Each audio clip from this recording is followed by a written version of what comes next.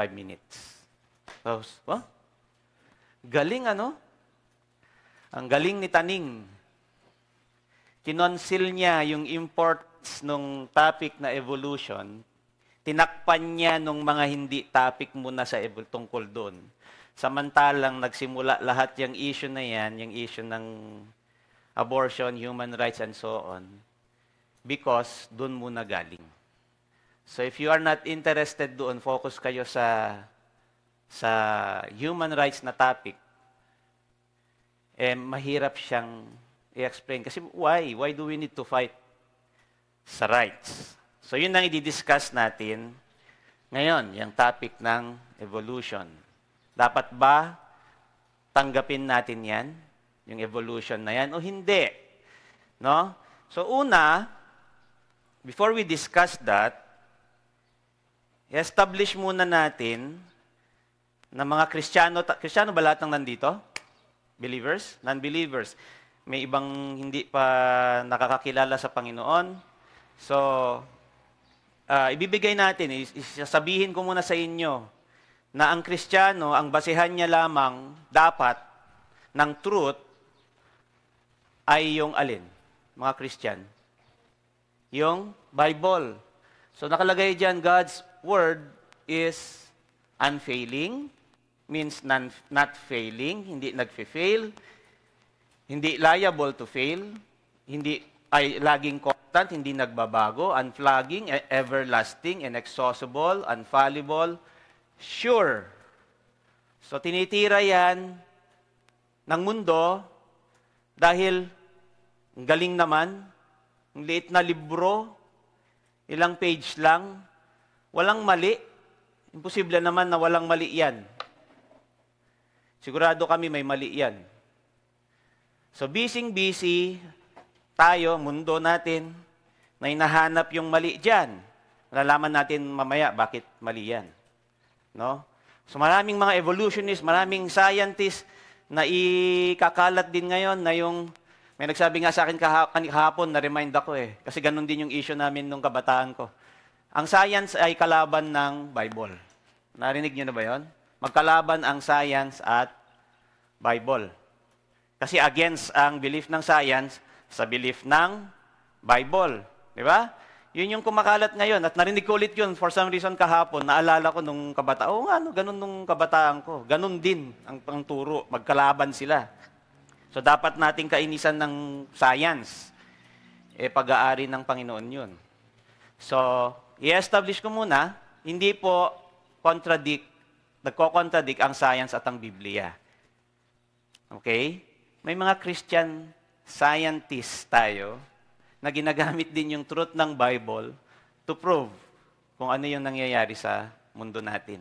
So may mga Christian scientists, may mga scientists din na non-believer or sa secular worldview na tinatawag. Scientists din sila, pero gusto nilang i-prove na hindi totoo ang Bible. May mga Kristiyano din na scientists na gustong i-prove na totoo ang Bible. Actually, marami ng scientists noon pa, some of them ay yan, in the past, ito medyo bago-bago, si Meyer, mga Christian scientists na ginagamit ang science, ang math, ang logic, ang anything, ginagamit nila to prove na totoo din ang Bible. So, hindi totoo na magkalaban ang science at saka ang Bible. So, ganito kasi yan. Para yang crime scene. Kapag may namatay, hindi mo alam kung paano siya namatay. Ang gagawin mo, mag-iimbestiga ka. Di ba? Tatawag sila ng investigator, titingnan ng investigator yung namatay, and then base sa ebidensya kung saan nag-splatter yung dugo, saan tumama yung balat ng baril, nalalaman nila kung ano ang nangyari sa crime scene. Correct?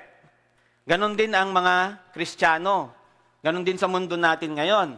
May crime scene na nangyari, hindi natin alam kung may nag-cause ba ng creation or nangyari lang ba yun out of nowhere yung creation. Bigla lang bang may sumabog dyan o talagang create tayo ni Lord? No? So meron tayong tinatawag dito na secular worldview. Ang secular worldview, anything na against sa Bible, sila yung mga secular. Kung gagamitin nila anything against sa Bible, ayaw nila ng mga miracles na nangyari sa Bible. Ayaw nila nun eh. Gusto nila logical lang lahat. Sila yung mga secularists. Okay? And then yung isa naman na worldview sa mata ng mga Christian. Sa mga Christian naman, pag nakakita sila ng nangyayari, tinitignan nila sa pamamagitan ng Bible. Totoo ba? Ano ba yun sa Bible? Ano bang sinabi ng Panginoon tungkol dyan? Kasi hindi nga fallible ang Bible. Wala siyang mali.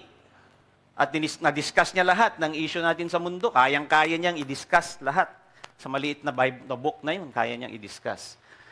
So, ang pinopromote ngayon is yung secular worldview. Kapag tumingin kayo sa nangyayari, tinitignan ninyo dito. Yung school, minsan tinuturo sa kanila, justice system natin, and sometimes sa social media, nababasa ninyo. No? Dami yung nakikitang information dyan, busy. Actually, si Taning na i-push sa inyo yung wrong information. At unti-unti tayong nape-penetrate nun, hindi natin napapansin. Kaya nga ang title ng ating team ngayon is Always Ready. Kasi we have to ready ourselves. We have to study as Christians na kaya din natin i-defend ano ba biblically yung nangyayari sa mundo na ito. Ano ba yun? Okay? So, nakabase yan sa kung saan ka nakatingin, saan mo binabase yung information mo. Dito ba, pag sinabi bang abortion ang issue natin, okay, saan mo titignan? Ay, marami akong kakilala, napanood ko sa video, sa YouTube. Ito yung mga experiences nila. O, anong sinabi ng Panginoon? Yun ang una mong gagawin. Anong una niyong gagawin? Ito, makipagchismisan muna, o, tingnan nyo kaagad. Yun yan. That's the secular worldview versus the Christian worldview. Yung Kristiyano, agad-agad siyang babalik sa Bible niya. Titingnan niya kaagad dun. Tama ba yun, yung nangyari, yung sinabi? So, ina-establish natin, always be ready to give an answer using the Bible. Sa salita lang naman ng Panginoon. Ayaw magbase, kasi simula pa lang may pumipikit na. So, gising-gising ng konti. Stretch. So, define na natin ngayon, what is this evolution? Kasi nabanggit na ni Pastor kanina. Ang definition niya, evolution is fundamentally the process by which populations of organisms change over time, resulting in the emergence of new species and traits. Parang yung picture. Sabi nila, ito yung pinakalaging example sa schools. By the way, sa US, kamo na lang, ayaw na nilang tanggapin yan. Drawing na yan. Pero nasa books pa rin ng eskwelahan. Pero lahat ng mga scientists, kahit hindi Christian, ayaw nila tanggapin tong picture na to. Isa yun sa hint natin dito. So sabi dyan, it changes over time. Sa sobrang tagal daw ng panahon, na maliit na changes, yung unggoy naging tao. Sabi nga ni Pastor kahapon, from single cell organism, naging isda muna siya, tapos naging land animal, and then naging tao. Dinedefine lang muna natin, what is evolution? Pag nakarinig kayo ng evolution, yan yung ibig sabihin nun. Okay? Galing tayo sa from nothing to something, from wala to meron. Okay? Hirap na hirap i-defend ng atheists yan, ng mga non-believers. Kasi ang isa sa mga napanood kong nakakatawa na sinasabi nila, actually, may talagang nangyari yung nothing tapos naging something.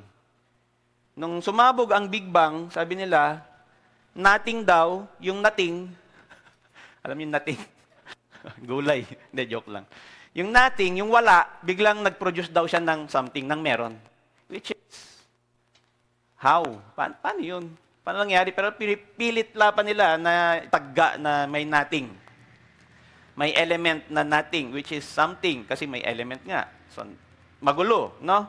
So, tignan muna natin yung impact niyan. Dalawa ang impact ng evolution. Sa mga evolutionists, pag na-prove kasi nila na totoo yung evolution, then, hindi totoo yung Diyos. Walang Diyos. So, pag walang Diyos, walang sin. Kasi si Lord lang ang nag-claim na may sin eh. Oh, walang truth. Walang absolute truth. Kung bakla ka, lalaki ako, at yun ang true sa'yo, ito ang true sa akin, eh, kanya-kanya tayo ng truth. Walang absolute truth. Walang iisang totoo, isang truth lang, katotohanan, na male and female lang ang create ni Lord. Wala yun. Okay? So sabi ko nga, wala anong kwenta na pinag-aawayan yung issue ng abortion, issue ng feminism, issue ng human rights, kung wala namang Diyos. Correct? So may Diyos muna na nagsabi nun eh. So yun ang impact niya sa evolutionist. Pag na-prove nila, walang Diyos, therefore, okay yung abortion, okay yung killing, okay yung LGBT. So maraming issue, wala. Tumubo lang ka naman na parang germs eh. Anong importance mo? Sino nagsabi na importante ka? Meron ba? Walang nagsabi na importante ka eh. Oh, si Lord lang nagsasabi. Kasi created ka in the image of God. So importante ka. Okay? Sa mga Christians naman, do you believe, actually may mga Christians po tayo na naniniwala sa evolution. No? Pero isa sa mga una niyan is yung mga Roman Catholic. So para wala na lang away, magbati na lang sila. Pwede na lang na-create ni God yung tao na galing pa rin sa unggoy. From unggoy yung create niya, tapos naging tao. And then, para bati-bati na lang tayo. Hindi na lang magkaaway yung science at saka yung Bible. So yun yung theistic evolutionists. Mga evolutionist na theistic. So if evolution is true, yun naman ang lalabas na problema sa kanila. Yung may teaching si Jesus na magiging false. Sasabihin natin yan mamaya. And then wala ding original sin. At ire-lecture din na, ire-lesson natin. Paano nawala yung original sin pag may evolution. Tapos yung sacrifice ni Jesus on the cross, questionable din. Kasi kanino siya nag-sacrifice? Sa anong creature? No? So, yung issue pa ng death and suffering, pumasok lang ang death after nung sin ni Adam, correct? Sa mga nagbasa ng Bible sa inyo sa Genesis, pumasok lang ang kasalanan after nagkasala si Adam. Sa issue naman ng evolution, dati na silang nagkakainan kasi survival of the fittest sa evolution. Kung sino yung pinaka-fit, siya ang magsusurvive. Yun ang idea ng evolution. So yung germs, may mga kalaban siyang ibang germs dyan, pinatay niya lahat yung mga germs na yon para siya lang ang mag-flourish na germs. At nag-mutate siya for some reason, sa sobrang tagal ng panahon, nagkaroon siya ng mga kamay na ganyan. Nagkaroon ng pakpak, at nakidigma din yun. At by chance, by luck, tsambahan lang, naging tao siya. Okay? Yun ang idea ng evolution. No? So, ulitin natin yung 1 Peter 3:15. Sabi diyan, sanctify the Lord God in your heart and be ready always to give an answer to every man who asketh you a reason for the hope that is in you. Kung naniniwala tayo sa salita ng Panginoon, infallible siya, totoo siya, then pangatawanan natin na ganun talaga yun. At ibase natin lahat ng evidence sa salita ng Panginoon. Pero nakalagay dyan, with meekness and fear. Meron kasing mga Christian naman, nakipagdigma ng debate online. Opo, pinaglaban niya naman ng galing-galing, ang dami niyang mga pinagsasabihan, ang galing siya, pinahiya niya na yung taong kaaway niya doon. Hindi niya napanalunan yung soul ng kaaway niya. Hindi niya na-share yung gospel sa kaaway, nanalo lang siya. Hindi yun ang sinasabi ng Panginoon dito. With meekness, sabi dyan. And fear, may takot tayo sa Panginoon sa pakikipag-debate natin. Okay lang makipag-debate. Huwag lang makipagdigma. Makipagpatayan ka na sa debate. At halimbawa, itong si CJ tsaka meron silang mga debate daw, sabi niya sa friend niya. And hindi pa rin nasira yung friendship after that. Friends pa rin sila. They may have different beliefs, pero friends sila. No? So yun ang trabaho natin dito. Okay? So ito yung mga ngayon na tao na, kung nakita nyo na, may nakita na ba kayo na ganyan sa YouTube? Kung sino dyan? Wala. Talagang di kayo mga ganyan. Ito yung mga sikat ngayon. No? Si Neil deGrasse Tyson, isa ito, matindi to. Lahat alam niyan. Di ba? Ito yung kalaban ni Ken Ham, si Bill Nye. Lagi niyang tinitira yung creation. Pumupunta pa siya sa community ni Ken Ham, talagang dinidigma niya si Ken Ham doon. So, eto na, the big thing, the big bang, from nothing to something. Actually, bago na ngayon. May bago na ngayon. Nothing muna daw yan, Pero actually, may something pa muna before dyan. Yun na yung bago ngayon. May something pa na nangyari, tapos naging nothing, tapos naging something ulit. Yun yung bago ngayon na pinopromote nila. So, multiverse. Multi-universe. Ito kasi isang universe lang to. Yun, multiverse na. Marami daw version ng universe. So, 4.54 billion, ewan ko, ba't may 4 doon? Ang galing naman, no? Hindi mo ba alam na psychological yan? Pag nilagyan mo ng 4, uy, ang galing, sigurado, feeling ko accurate to. Yun ang mindset ng tao. 4.54 billion years, so titingnan natin paano sila nag-arrive dyan mamaya. Sumabog yung Big Bang, billions and billions of years, nagkaroon ng nucleiform and so on. Ang naging galaxy, hindi na natin pahihirapan yung mga isip natin, ha? Hanggang sa naging lumabas na lang tayo, nagkaroon ng organism from non-organic matter. Ibig sabihin, puro element lang nun, may mga calcium, magnesium. Alam niyo yung table of elements nyo? Puro ganun lang dati ang nandyan. For some reason, nakabuo yun ng protein. Nagkaroon ng tao. No? So, yun yung mga titignan natin mamaya. So, para mas maging accurate yan, panoorin natin to walang sound, pero tingnan nyo na lang. Ay, meron pala. Galing, So, yung paano nagkaroon ng nothing, tapos na, yung Big Bang, and then ito naman yung origin na nung and yung unang-una.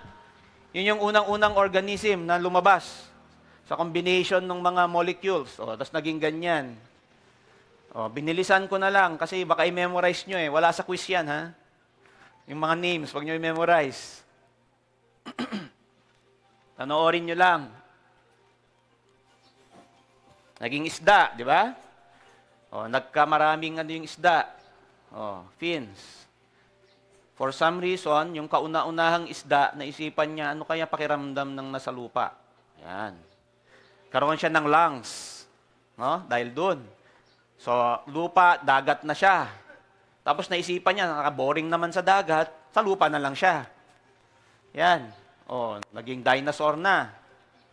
Okay? Naging daga ulit.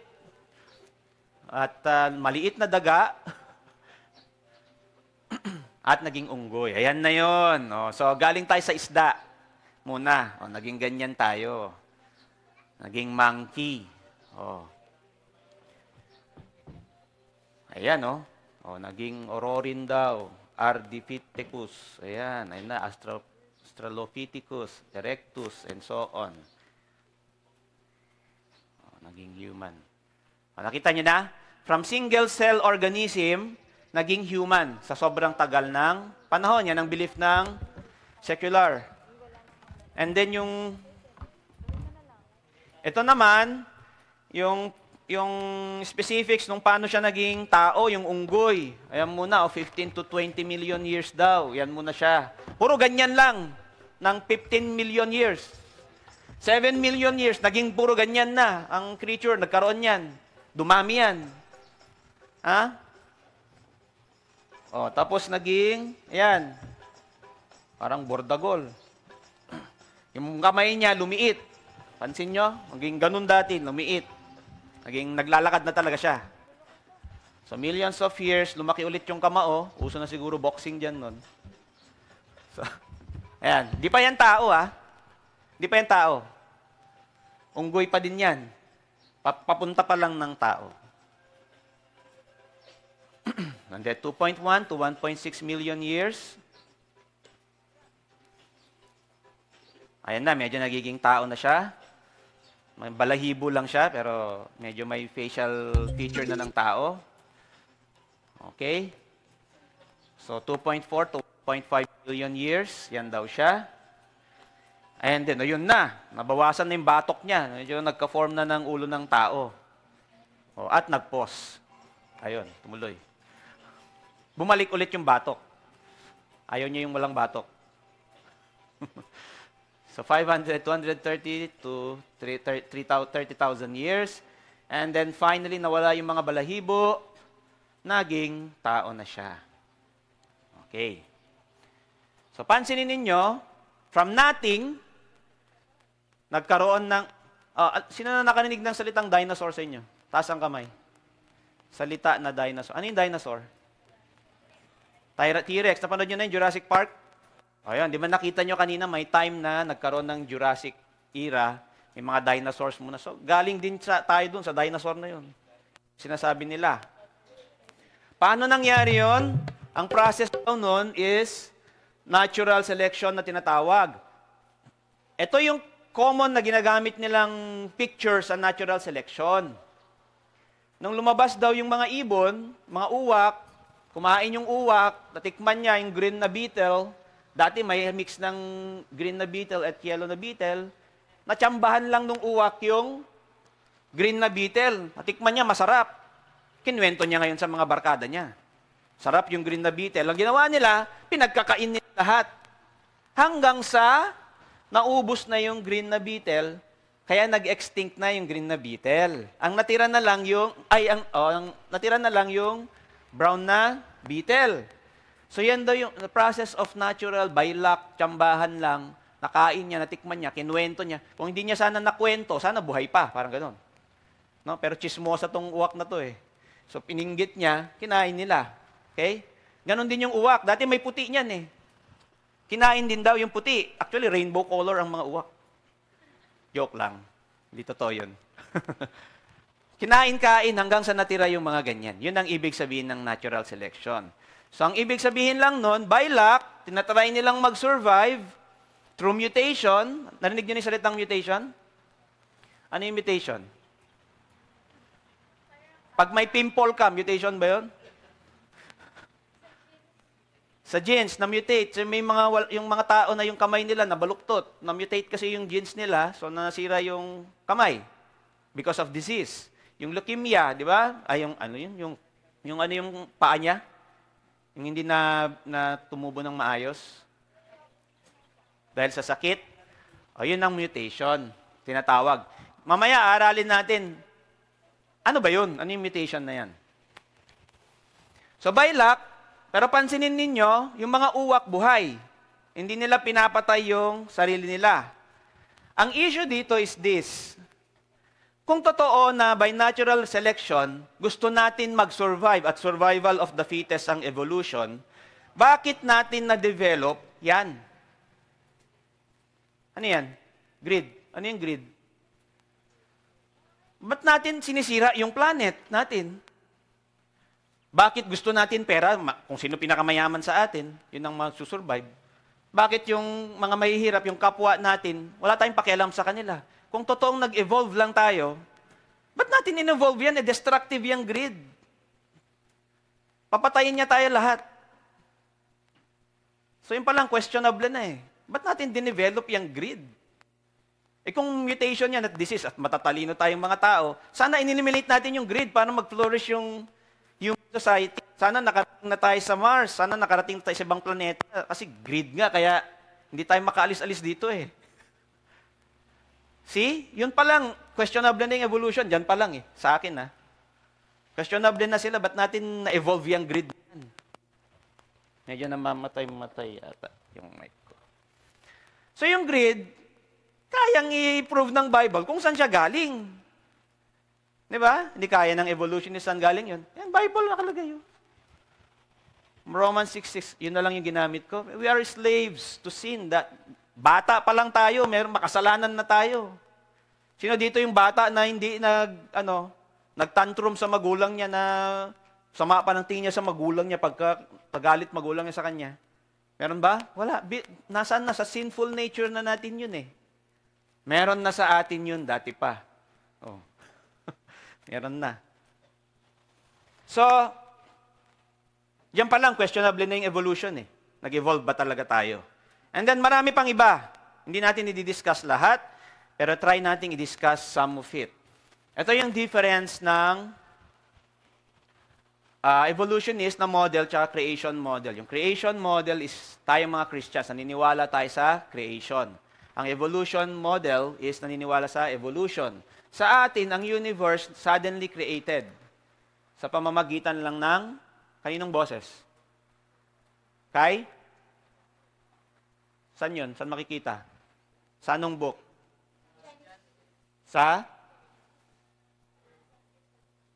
Sa Genesis, sa Bible. Sige. Hirapan kayo ha. Baka may magsabi dito na ibang book. Ito sa kanila naman, yung katulad kanina, Big Bang. Sa atin, life is suddenly created. Nung binigyan ng hininga ng Panginoon yung tao, na-create siya. Di ba? Kaya nga question na yung mga Kristiyanong naniniwala sa evolution eh. All present living animals, meron tayong tinatawag na, basahin nga, lakas. 1, 2, 3, go! Medyo nagising ng konti. Meron tayong tinatawag na micro, maliit lang na changes. Okay? Adaptation ang tawag doon. Microevolution. Nag-adapt lang siya. Merong animal tulad ng fox na kulay white yung fur niya kapag taglamig. Para hindi siya makita ng mga prey, mga kakain sa kanya, mga hunt. Pero pag tag-init na, nagiging brown yung color niya. Para hindi rin siya makita. Microevolution, maliit na change para mag-survive siya. Okay? Naniniwala tayo doon, tayo mga Christian. So yung aso, maraming uri ng aso, pero ang ending, aso pa rin sila. Hindi sila naging pusa. Okay? So mutation and natural selection are insufficient. Hindi pwede yung mutation. By mathematics, malalaman natin yan. Man and apes have a separate ancestry. Ito yung isa pang tanong. Kung nag-evolve na ang unggoy sa humans, ba't may mga unggoy pa din? Diba? Hindi kinain? Beetle, mamaya. Pati yung Earth's geological feature appear to have been fashioned largely and rapidly. Ibang issue na naman yan. Saan galing yung... Mamaya makikita natin. Ito na, paano nag-arrive ang mga evolutionists sa billion of years? Ito tayong tinatawag na dating method. Sino yung mahilig makipag-date dito? Ayan, may mga method tayo ng date. Hindi, joke. Hindi yan. Dating method is, malalaman mo kung ilang taon na yung bones, halimbawa na nag-scatter dyan, malalaman mo ano ng age nun, gano'n nakatagal siya nag-exist. Pamamagitan ng mga dating method. At least 200 plus ang dating method na ginagamit natin. Pero ang focus ng mga evolutionists is this, yung carbon, kasi medyo hindi daw nagbabago yung carbon content ng atmosphere, kaya nag-arrive sila sa 4.54. Ang creationist naman, naniniwala na 6,000 years old lang ang tayo. Saan galing yung idea na 6,000 years old lang ang planeta natin? Sa Bible? Yes. Pag pinagdikit-dikit mo yung mga ages, pag binasa mo yung Genesis, pinagdikit-dikit mo yung mga taon nila hanggang sa panahon ni Jesus, lalabas na 2,000 something years plus 2,000 years after kay Christ, year 2025 na. So nasa ganung range tayo. Okay? Yun lang ang age ng Earth. Thus, lumabas na 6,000 years old lang ang Earth versus sa 4-point-something billion years. Ang tanong lang, sa mata ng lens, sino dun yung totoo? Saan dun? Yun ang inilalaban ng mga Christians ngayon. Ito yung sample ng microevolution na tinatawag. Kilala niyo si Charles Darwin? Nabasa niyo na yung book, yung tungkol sa kanya? Sino siya? Siya ang Father of Evolution. Sa kanya galing yung salitang evolution na yan. Pumunta kasi siya sa Galapagos Island, very rare na island na hindi pa na damage ng ibang population, ng ibang tao. Nakakita siya ng ganitong ibon. Mayroong fincher ito yung ibon na to, fincher ang pangalan. Meron yung maliliit ang beak, meron yung malalaki. Tapos meron yung sakto lang. So sabi niya, dahil dyan, naisip-isipan niya na, ay, nag-e-evolve pala yung fincher. Ito yun. Ito yung evolution niya, yung music. Nangyari, nawala. Stop working properly daw. Nasobrahan. Pause lang muna tayo, mga kabayan. Relax muna kayo. Madami na kayong na-absorb. Tayo muna kayo. Stretch. Stretch muna kayo.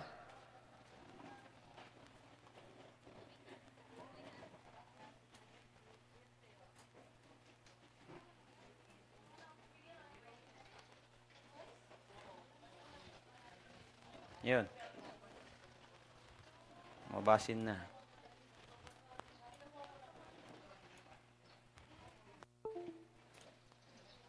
Saan yung remote?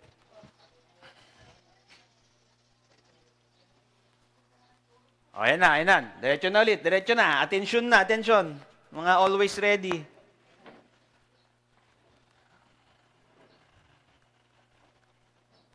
Ayan. So, binasa niya dyan, ang idea na nag-evolve tayo. So, yung fincher, unti-unti daw nag-evolve. Pero pansinin niyong mabuti, ayan daw yung ano niya, ito daw muna siya noon, naging ganyan siya. Ang problema lang dyan, ang tawag pa rin sa kanya ay, ang tawag sa kanya? Laksan nyo nga. Oh, fincher, hindi siya nagbago. Yung mouth lang niya nagbago. Fincher pa rin siya. Uy, yan. Yan daw yung pinakalolo natin. Ang pangalan niya? Laksan po. Lucy. Yan yung missing link daw from unggoy to human. Yan daw siya. Kaso, ang nahukay lang nila, ito lang na bones. Tapos, nag-iisa pa. Walang maraming ganyan. Di sana marami sanang nahukay. Eh, iisa lang. Ito lang. Sabi nila, yan yung missing link. From unggoy to human. Yan na. Oh, di ba? Galing nila mag-promote eh. Advertisement lang eh. Pero isa yung evidence nila. Ito, bago to. Si Pachycetus, dinosaur to. Alam niyo kung ano size niyan? So, sobrang laki niya. Ganyan lang siya. Sabi nila, diyan daw galing, ito, gano'ng kalaki to? Nakita na kayo niyan, Will? Sa TV? Sibla naman, di pa kayo nakakita niyan. Ang laki, di ba? Dito daw galing yan. So, ganito daw siya kaliit noon, naisipan niyang pumunta sa dagat at masarap mag-beach hanggang na-develop niya yung fins, so sobrang tagal niyang nagsiswimming, walang kumain sa kanya. For some reason, yung kauna-unahang Pachycetus na pumunta sa beach, hindi kinain. So, nanganak na siya doon at yung mga anak niya naging swimmer na din hanggang naging whale siya. Yeah, kasi parehas daw sila ng parang facial skeleton something.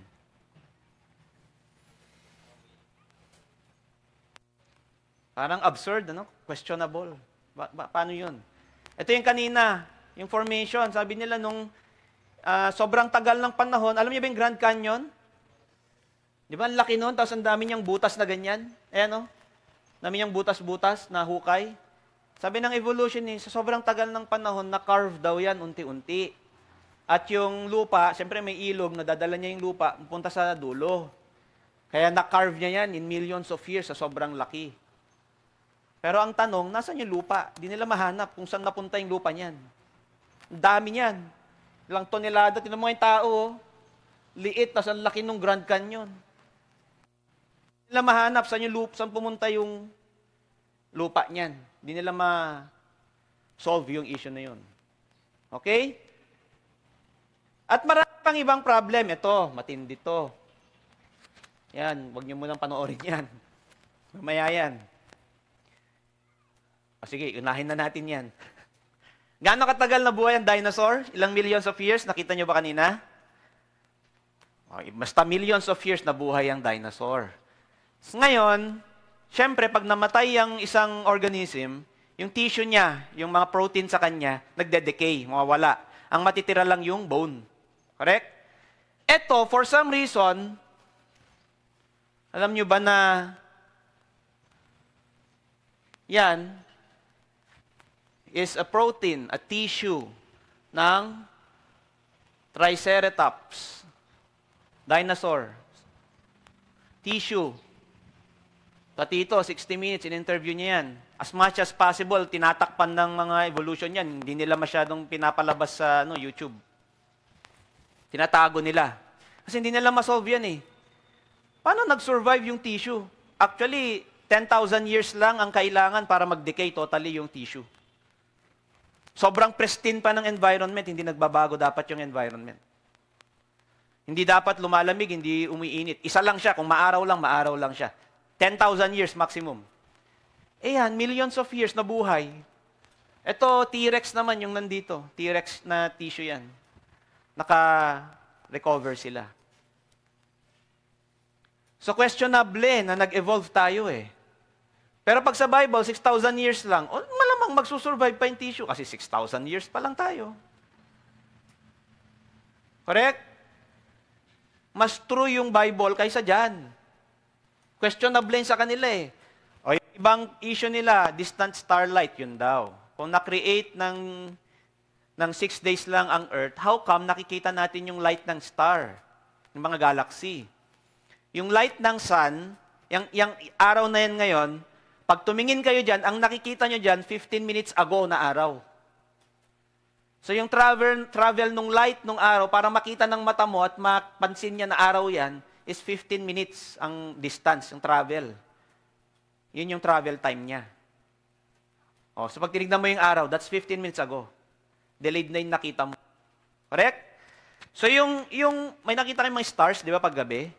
Ang layo ng distansya noon, inaabot yun ng thousands of light years na travel. Sobrang tagal ng travel time niya. Ang 1 light year is yung speed ng light na traveling from the source papunta sa iyo. That's light years na tinatawag, taon niya. Inaabot ng thousands and millions of light years ang isang galaxy. So problem ng atheist din yan. Ay ng Christian yan, sinasabi nila na kung create lang tayo ng 6,000 years, ba't natin nakikita yung star? Hindi pa nakakarating yung light. Nagta-travel pa lang yung light ng star. So, isa yan. Other is yung complexity ng human eye. Sabi ng evolutionist, una daw, walang mata yung mga creature kasi nasa dagat sila eh. So, wala silang mata. So, may for some reason, natsambahan by luck, nagkaroon ng isang lane ng light. Ang nadedetect niya lang daw yung white na light.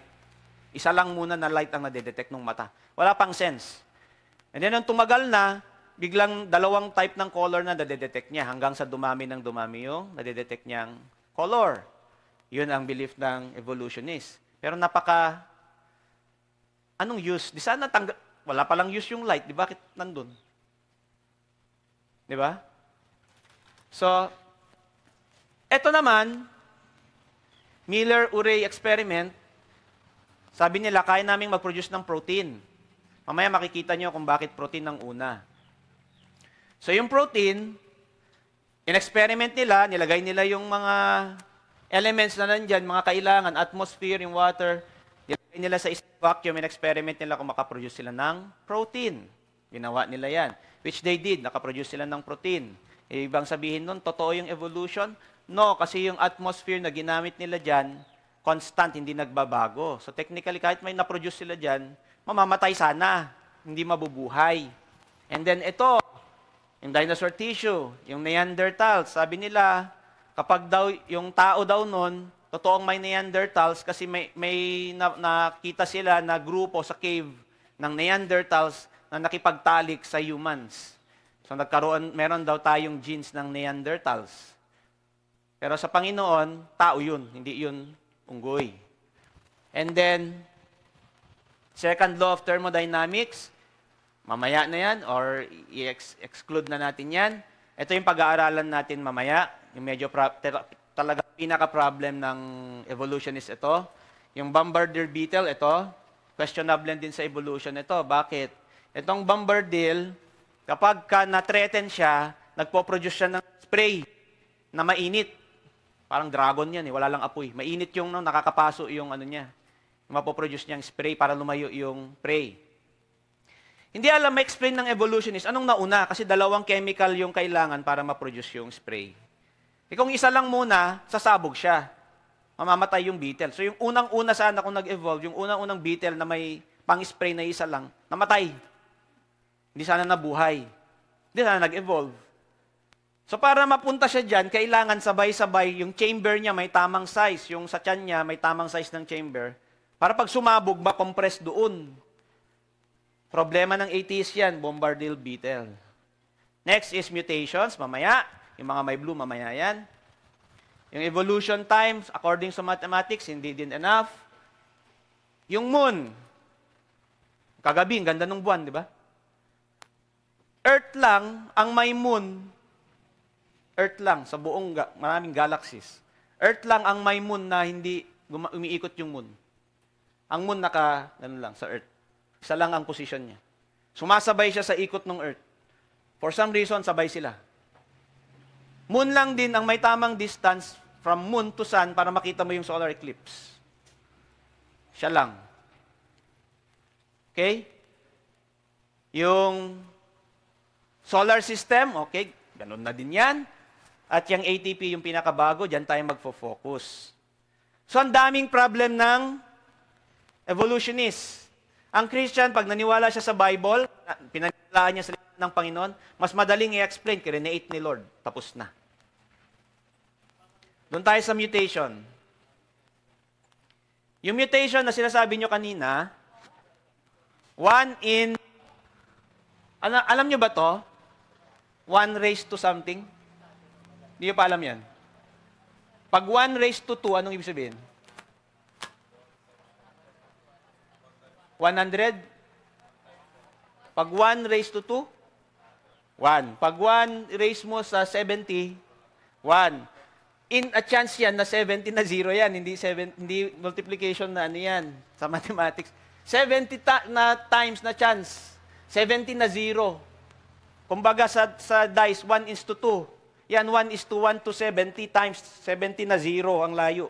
Bago makaproduce ng isang good na mutation. Hindi enough yung time. Yung aso, pansinin nyo, ang gray wolf, doon siya galing. Ito yung aso. Ito siya. Sa evolution, sabi, naging ganyan daw siya. Pansinin nyo, mukha bang siga tong mga to? Na-domesticate, nabawasan na yung katapangan nila, nabawasan yung pang-amoy, yung iba, nabawasan yung resistance nila sa sakit. Marami ng aso ngayon. Sino may mga aso na anong dito? Pang mayayaman na aso. Di ba, ang dami nilang kailangang medicine? Di ba? Daming maintenance, yung aso. Pagkain nila, special pa yung pagkain nila. Bakit? Nawala na yung mga genes, nabawasan, pababa sila ng pababa. Pawala ng pawala yung good genes. Yun yung law ng second law of thermodynamics. Padecay tayo ng padecay, hindi tayo pataas ng pataas. So hindi pwede na unggoy naging tao. Tao, papunta tayong unggoy, pwede. Nagiging weak tayo. Kaya nga ngayon, mas sakitin na kayo comparing sa mga generation noon, mas malalakas yung katawan nila eh. Kaya nga ngayon, wala nang pasok pag tag-init eh. Dati kahit tag-init, may pasok eh. Kasi nawawala, nababawasan yung genes natin eh. Na kumokontrol nun. So yung ganitong aso, naging ano na siya? Ayan na, liit na niya.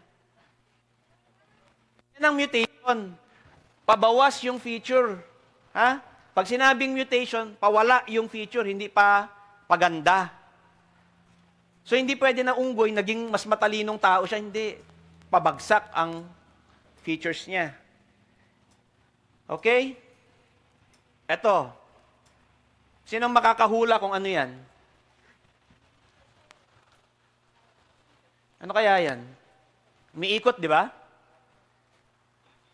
Nakakita na ba kayo ng any animal na may umiikot sa kanya? Yung paa niya umiikot.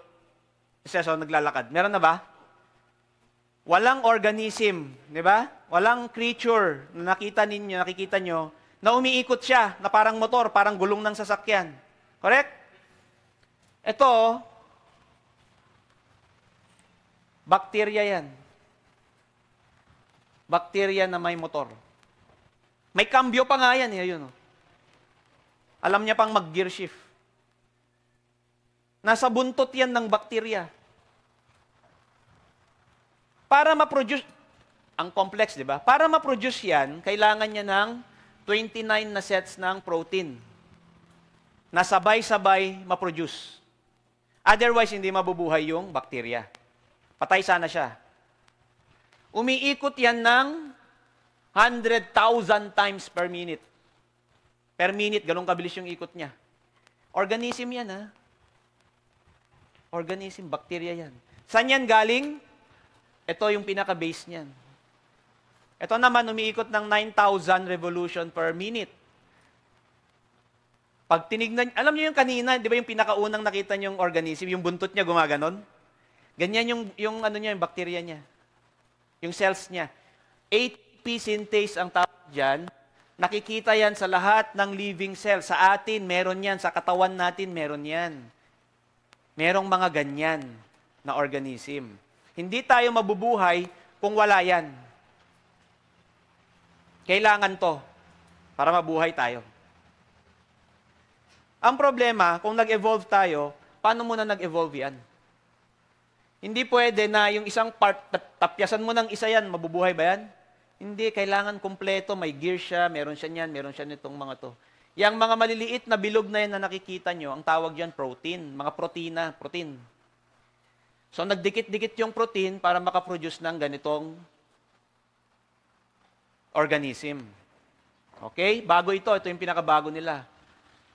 So hindi pwede na by mutation, mag-evolve yung itong buntot, nagkaroon ng ulo, at for some reason, naisipan niya magkaroon ng ganyan.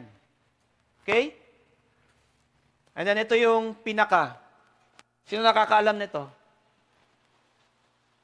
Ang tawag dito? O, alam yung Morse code, no? Ano yan? Ano yung word na yan?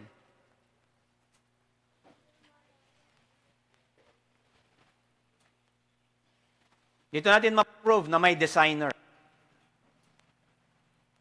O sige, hanapin nyo na.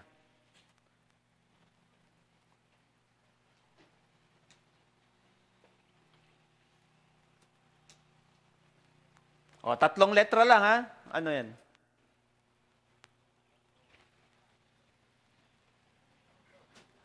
Ha? Dog?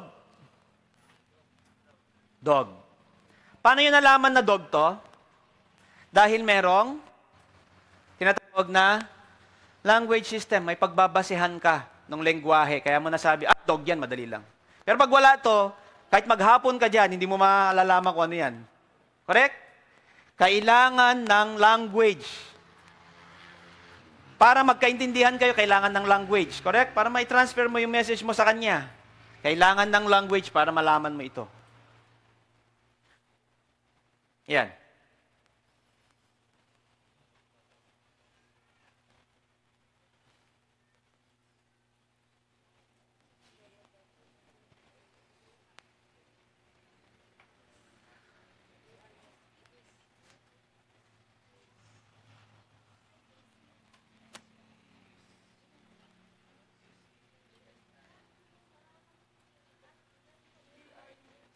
Ito, nasa bandang gitna to. Laksan nyo nga. Isa pa. Yan, natutulog na kayo eh. Gising muna kayo. Gising. Ha? Di ba, nandaling malaman pag meron yung language system? Ngayon, ito, alam niyo ba kung ano to? DNA. Saan nakikita ang DNA? Saan? Sa lahat ng tao, merong DNA. Lahat ng hayop may DNA. Parang ATP din yan. Pero yan, lahat talaga meron yan. No? Lahat. Para makintindihan nyo gaano kaliit ang DNA, papakita ko yung video. Pero itong DNA, hindi nyo ba alam na language yan? May lengguwahe yan. Lengguwahe ang DNA. Ayan siya, para makita ninyo kung gaano kaliit DNA.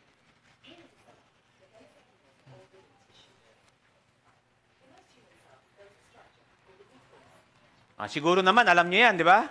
Meron sa school yan eh. May drawing pa nga kayong project niyan eh. Sa loob ng nucleus, may chromosome.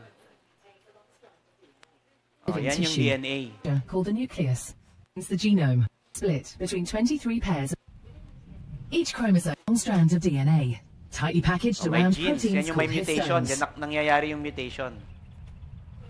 Within the DNA are sections called genes.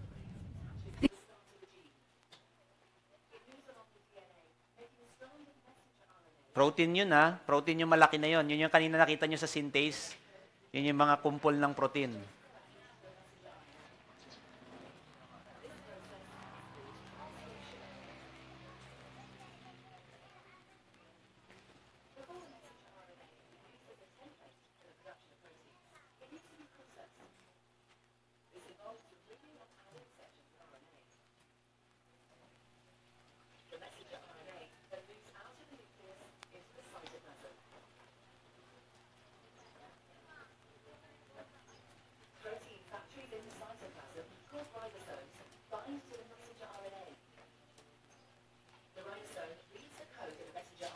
Ang komplikado, no?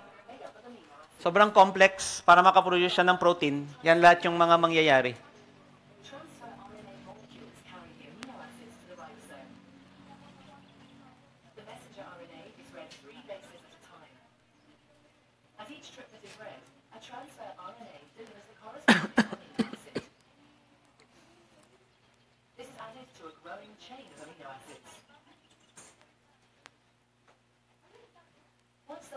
amino acid has been added, the chain folds into a complex 3D shape to form the protein.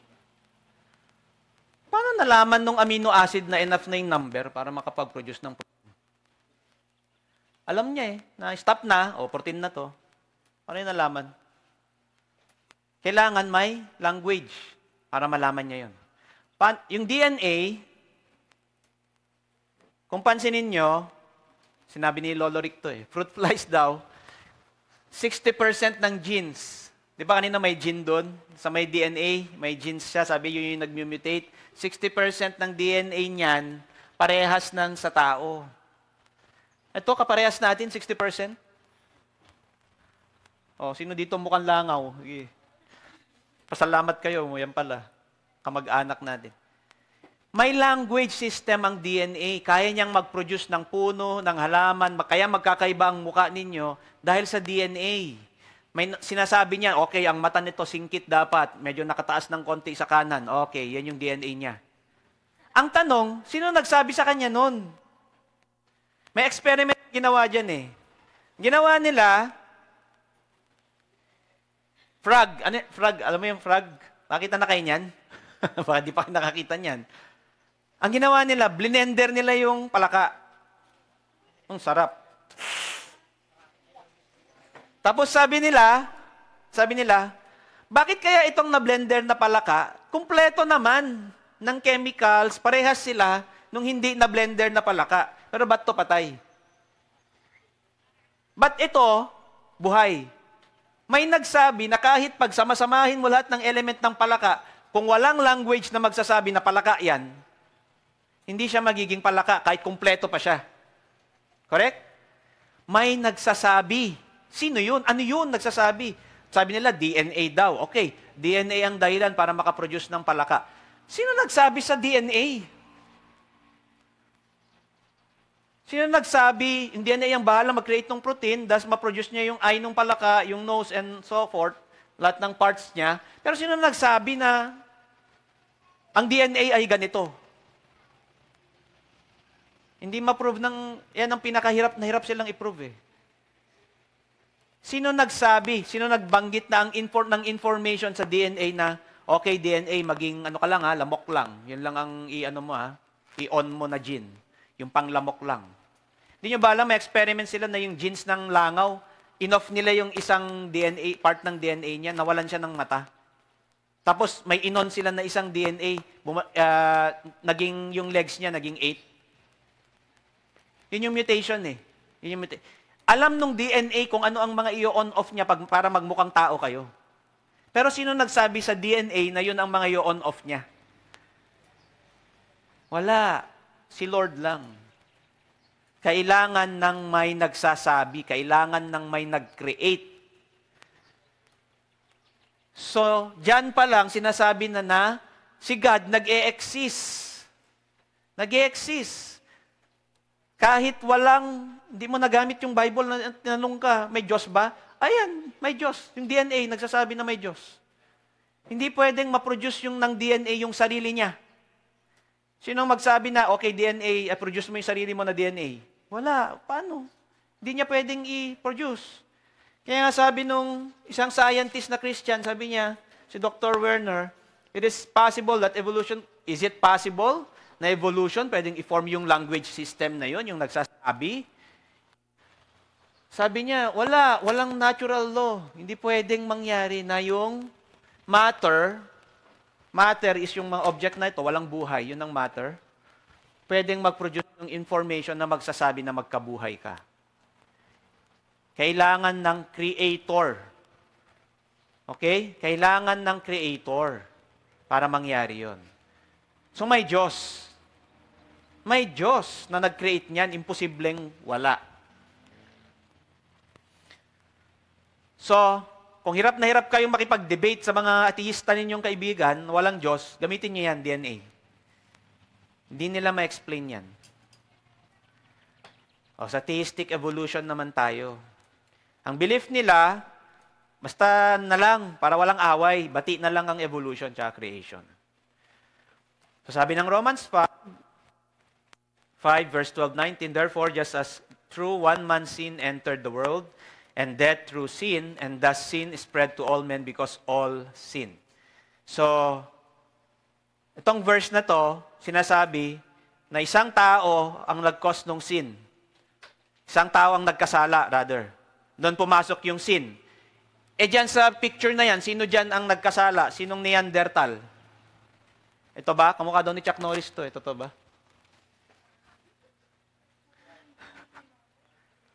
Sino yung nag-sin na yun na isang man?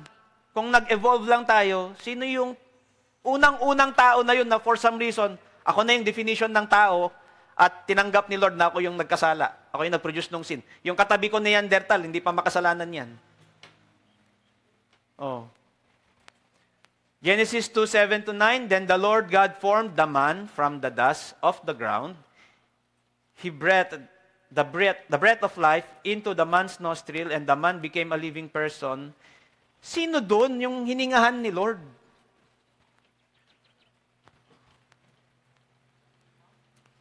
Kung totoong nag-evolve tayo, may mga Christian na naniniwala sa evolution eh. Ano kaya yan? Sino yung hiningahan ni Lord dyan? Galing tayo sa unggoy, sino yung hiningahan niya? Ano yun? Sino dyan? Nag-mini-mini-mini mo na lang si Lord. Ikaw yun. Sino dyan yung nagkasala? Sino yung unang nagkaroon ng soul kung nag-evolve lang tayo? Correct? So, hindi pwede yung Kristiyano maniwala sa evolution eh. Oh. Yung atonement ni Christ, namatay si Christ para sa original sin. Sino doon yung nagkasala? Di ba? Hindi pwede yung Christian maniwala. Even si Jesus Christ, naniwala kaya si Jesus Christ sa evolution? O ito, basahin nyo ha. Kayo na mag-decide. O. May debate kasi sila ng Pharisee. Sabi ng Pharisee, some Pharisee came to him to test him. They asked, is it lawful for a man to divorce his wife for any and every reason? Sabi ni Jesus Christ sa kanila, haven't you heard, he replied, that at the beginning, maybe in the middle, the Creator waited for the male and female to become a person and said, for this reason, a man will leave his father and mother. Ano, naniniwala ba si Lord sa evolution? Eh bakit yan sinasabi niya? Oh, explain nyo nga yan. Oh. Sino may Bible dyan? Tingnan mo nga yung verse na yan. Tingnan nyo kung tama sa Bible nyo.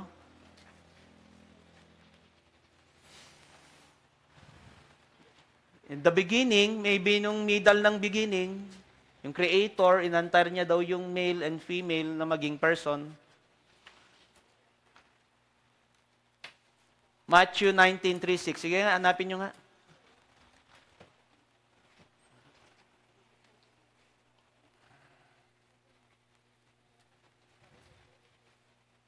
Ano sa'yo? Ano sa'yo nakasulat? Kahit yung ano lang, bandang ano lang, 5. Ay, na bandang 4. He answered, have you not read that he who created them from the beginning made them male and female? Ano? From the beginning, made them male and female. Mali ba to? Hindi ba weighted nakalagay dyan? ESV, ano nakalagay? Made? Hindi siya nag-antay, mag-evolve yung tao? Oo, si maling version yan. Ito yung tama eh. Gino-joke ko lang kayo. Tinignan ko lang kung alerto kayo dyan. Walang nakalagay. In the beginning, the Creator made them male and female. Ang belief ni Jesus nung time na yan, create ni God yung male and female. Hindi sila nag-evolve. Siya mismo nag-claim. Si Jesus na mismo nag-claim, if you believe in Christ, hindi talaga kayo pwedeng maniwala sa evolution. Siya na nag-claim eh. O kung ano sinabi ni Jesus, totoo yun. Truth yun. That is the truth. O may mga evolutionist kayong friend na gustong sabihin na pwede pa, evolution, pwede pa. Hindi, ayan. Si Jesus na nagsabi. So, tinest ko lang kayo ginawang ganyan para medyo close sa evolution. Kayo naman, medyo natinag kayo doon. Kala ko ba, ganyan kayo? Medyo natinag kayo, di nakalimutan niyo na yung usapan nila. So, kailangan natin magbasa-basa pa, no? Need talaga siya na maging knowledgeable tayo para maging ready tayo to give an answer. Kasi pwede nilang itwist yan eh. Si Satanas nga, tinwist niya yung salita ng Panginoon eh. Kay Jesus mismo niya ginamit, di ba? Oh, kayo pa kaya, wala kayong may encounter na magagaling mag-twist ng salita ng Panginoon? So why are we doing this? Why are they doing this? Kasi sa Genesis 3:5, their eyes, nag-open yung eyes nila. Naalaman na nila, they dictated na kung ano ang good and evil. Pinupush lang ng evolutionists ng secular world yung idea na totoong evolution para maipromote nila yung human rights, para maipromote nila yung abortion, para maipromote nila yung feminism, para maipromote nila lahat yung napakadaming issue na wala sa original na creation ni God. Kasi yun yung original sin na sa kanila. So kung kayo, may chismis lang kayo nakita sa TikTok, pinaniwalaan nyo na kaagad, hindi nyo muna tinignan sa Biblia nyo kung totoo ba, madadamay kayo doon. I hope na encouragement ito for you to study yung salita ng Panginoon. Okay? Imagine ganyang kaliit na Bible, kaya niya. By its own, kaya niya. Salita ng Panginoon, kaya niya na i-deny lahat ng mali. Hindi totoo lahat yan, ito lang ang totoo, yung Bible lang. Kaya nga nilagay pa ng Quran katabi Bible. Sabi pa nga ng sa Muslim, sabi nila, pagka medyo nahihirapan kayo ng understanding ng Quran, basahin niyo yung Bible, sabi nila. Nakalagay sa book ng Quran. Doon pa rin nila babase, pero kinakalaban nilang Bible.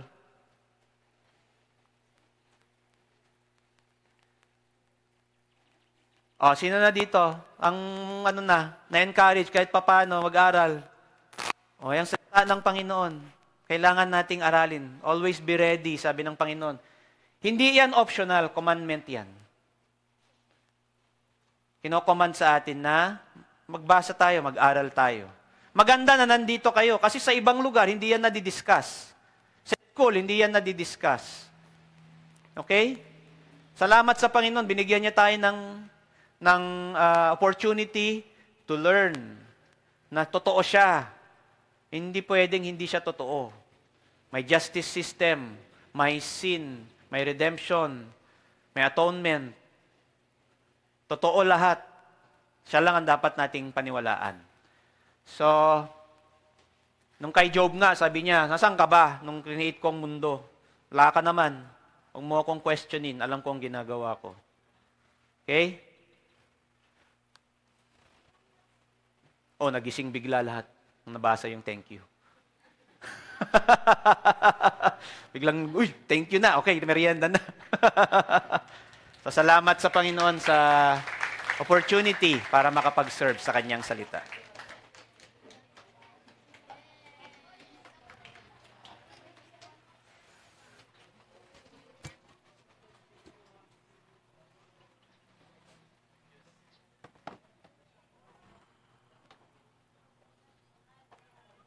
Paano?